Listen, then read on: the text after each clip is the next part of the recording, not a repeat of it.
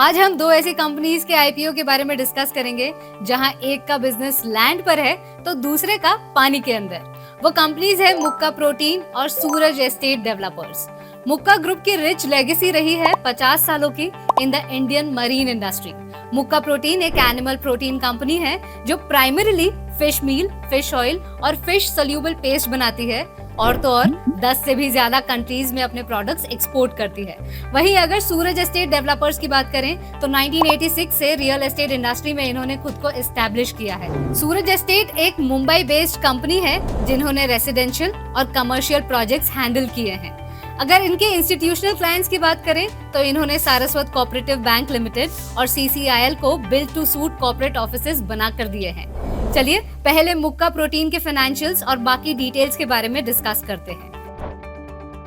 Company के financials की बात करें तो कंपनी ने कोविड के बाद काफी अच्छा परफॉर्मेंस दिखाया है, बट FY23 में परफॉर्मेंस में थोड़ी गिरावट आई है। जहां FY22 में रेवेन्यू 27.6% से इंक्रीज हुआ, वहीं FY23 में रेवेन्यू 1.9% कम हुआ। पैट का भी यही ट्रेंड था, जहां FY22 में प्रॉफिट 234% इंक्रीज हुआ, वहीं उसके अगले साल पैट 0.8% कम हो गया। जो अवेलेबल डेटा है उसमें कंपनी का डेट टू इक्विटी रेशियो 1.7 जो कि थोड़ा हायर साइड पे है। मुक्का प्रोटीन का ROE 21.32 है एंड ROCE 8.67% है जो कि डिसेंट है। हालांकि ये नंबर 2022 के हैं एंड अभी लेटेस्ट डेटा अवेलेबल नहीं है। According to CRISIL, Indian fish meal and fish oil industry 2018 से 22 तक 5% के CAGR से कॉन्ट्रैक्ट किया है, बट इस साल ये इंडस्ट्री 130 to 150% से ग्रो करने वाली है। इंडिया में एनिमल फीड मार्केट 2022 से 2026 तक 3.4 to 4% CAGR से ग्रो करने की उम्मीद है। वहीं एनिमल फीड सेगमेंट में एक्वा फीड का ग्रोथ रेट सबसे ज्यादा है एंड ये 26 तक 9 to 10% के CAGR से ग्रो करेगा। मुक्का प्रोटीन एक एनिमल प्रोटीन कंपनी है जो marine food and insect meal industry में डील करती है। कंपनी के 9 मैन्युफैक्चरिंग यूनिट्स स्ट्रैटेजिकली लोकेटेड हैं कर्नाटका, गुजरात एंड ओमान में। इंसेक्ट मील इंडस्ट्री के बारे में हमने शायद ज्यादा नहीं सुना होगा, बट नेक्स्ट डेकेड में ये सेक्टर काफी फ्लरिश करने वाला है एंड एक्सपेक्टेड है कि 2030 तक इस इंडस्ट्री का एनुअल आउटपुट 10,000 से 50,000 मेट्रिक टन का हो जाएगा। कंपनी इंडियन एक्वाकल्चर इंडस्ट्री में लीडर है। साथ ही कंपनी का लॉन्ग स्टैंडिंग बिजनेस पार्टनरशिप है USA, Turkey, Bangladesh, Malaysia, Denmark जैसी कंट्रीज के मेजर एक्वा फीड जायंट्स के साथ। कंपनी के स्ट्रेंथ्स की बात करें तो कंपनी का pan India reach and distribution network है। कंपनी एक ऐसे इंडस्ट्री में ऑपरेट करती है जिसका लार्ज एड्रेसेबल मार्केट है एंड लॉन्ग स्टैंडिंग रिलेशनशिप है की कस्टमर्स के साथ। कंपनी के एडवांस मैन्युफैक्चरिंग यूनिट्स है एंड ये स्ट्रेटेजिकली लोकेटेड है। साथ ही साथ कंपनी का इन हाउस R&D फैसिलिटी है विद एनवायरमेंटल इम्पैक्ट असेसमेंट यानी EIA ट्रेन स्टाफ, जिससे उन्हें एक्सपोर्ट्स में हेल्प मिलती है। मरीन लाइफ इंडस्ट्री एक environmentally sensitive and heavily regulated industry है जिसमें बहुत लाइसेंस लेने पड़ते हैं ऑपरेट करने के लिए। अगर ऐसे में टाइमली लाइसेंस ऑब्टेन या रिन्यू ना हो पाया तो बिजनेस इम्पैक्ट हो सकता है। साथ ही अनप्रेडिक्टेबल वेदर भी कंपनी के बिजनेस को इम्पैक्ट कर सकता है क्योंकि मेजर ऑपरेशन सी में होता है। एनवायरमेंटल पोल्यूशन भी कंपनी के लिए कंसर्न है क्योंकि पोल्यूशन फिश पॉपुलेशन को इम्पैक्ट करता है। ये तो थे मुक्का प्रोटीन के डिटेल्स। अब हम सूरज एस्टेट डेवलपर्स के डिटेल्स देखते हैं। कंपनी के फाइनेंशियल्स की डेटा 2021 तक ही है। FY20 में ऑपरेटिंग रेवेन्यू 251% बढ़ा और FY21 में ये ग्रोथ 276% थी। प्रॉफिट आफ्टर टैक्स FY20 में 6.3% से डिक्रीज हुआ, वहीं FY21 में पैट 420% से इंक्रीज हुआ। कंपनी का ROE 58.2 एंड ROCE 21.9 है जो कि काफी इंप्रेसिव है।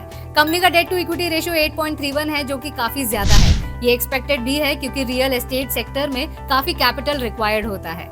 कंपनी के काफी सारे पीयर्स स्टॉक मार्केट में लिस्टेड हैं, जिसमें कुछ फेमस नेम्स हैं DLF, Oberoi Realty, Prestige, Sobha, Mahindra Lifespace Developers, Macrotech etcetera. इनमें से सबसे ज्यादा revenue Prestige Estates Projects Limited का है। 1986 से Suraj Estate Developers real estate industry में प्रेजेंट है, जिन्होंने रेसिडेंशियल और कमर्शियल प्रॉपर्टीज बनाई है in the south central Mumbai area. अगर मैं रेसिडेंशियल प्रॉपर्टीज की बात करूं तो इनके पोर्टफोलियो में आपको 2 सब कैटेगरीज दिखेंगी, वैल्यू लग्जरी और लग्जरी, और इनके कॉस्ट हैं 1 करोड़ से 13 करोड़ तक।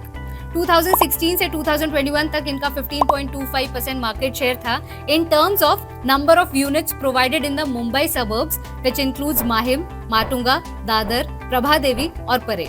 कमर्शियल सेगमेंट में इनके सारस्वत बैंक लिमिटेड और CCIL जैसे क्लाइंट्स हैं जिनके लिए इन्होंने ऑफिसेज बनाए हैं। सूरज एस्टेट डेवलपर्स सिर्फ संजय पुरी आर्किटेक्ट्स और विजय भोले आर्किटेक्ट्स प्राइवेट लिमिटेड जैसे रेनाउंड आर्किटेक्ट्स के साथ ही कोलैबोरेट करती है। इस कंपनी की स्ट्रेंथ की बात करें तो कंपनी एक एस्टैब्लिश ब्रांड होने के साथ साथ इनका लॉन्ग प्रेजेंस रहा है वैल्यू एंड लग्जरी सेगमेंट में और इनके प्रोडक्ट्स डाइवर्स प्राइस पॉइंट वाले ऑडियंस को केटर करती है। कंपनी का स्ट्रॉन्ग एक्सपर्टीज है टेनेंट सेटलमेंट और रीडेवलपमेंट प्रोजेक्ट्स में। इसके साथ ही कंपनी की एक रॉबस्ट लिस्ट है जो हमें अपकमिंग प्रोजेक्ट्स के बारे में क्लियर व्यू देती है about their cash flows in near future. Real estate sector एक रेगुलेटेड सेक्टर है एंड ऐसे में रेगुलेटरी चेंजेस या दूसरे मैक्रो इकोनॉमिक चेंजेस होने की वजह से कंपनी का परफॉर्मेंस इम्पैक्ट हो सकता है। रियल एस्टेट एक कैपिटल इंटेंसिव सेक्टर है जिसमें काफी डेट रिक्वायरमेंट होता है। किसी एक प्रोजेक्ट का नॉन रीपेमेंट दूसरे प्रोजेक्ट्स को इम्पैक्ट कर सकता है। ऑन टाइम डिलीवरी ना मिलने पर या फिर दूसरे रीजंस की वजह से इन सेक्टर्स को काफी लिटिगेशन एंड कोर्ट केसेस झेलने पड़ते हैं। इनके लिस्टिंग प्राइस डिटेल्स अभी डिक्लेयर नहीं हुए हैं। जैसे ही IPO के बाकी डिटेल्स डिक्लेयर होंगे तो उस वीडियो का लिंक आपको डिस्क्रिप्शन बॉक्स में मिल जाएगा। इन IPO के रेगुलर अपडेट्स और सब्सक्रिप्शन स्टेटस के लिए इस वीडियो को सेव करें और रुपीजी को सब्सक्राइब करना ना भूलें।